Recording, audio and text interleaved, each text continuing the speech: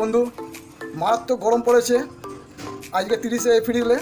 তো আমাদের সকাল থেকেই আজকে পার্টি চলছে। সকালে লস্যি হয়েছিল, এখন দেখুন আমি বাইরে থেকে এসেছি বলে এই বেলের শরবতের আয়োজন করেছে। আপনাদের কাউকে যদি বেলের শরবত খাবার থাকে তো অতি শীঘ্র চলে আসুন, কেন কি এই গরমের মধ্যে বেলের শরবত পেটের জন্য খুব ভালো হয়। এই চিনি এসে গেছে, ঠিক আছে। আর তাড়াতাড়ি করে গিয়ে গ্লাসগুলো নিয়ে আসো। হ্যাঁ, এই যখন গ্লাস রেডি হয়ে গেছে, এই দৌড়ে দৌড়ে যাচ্ছে দাদা।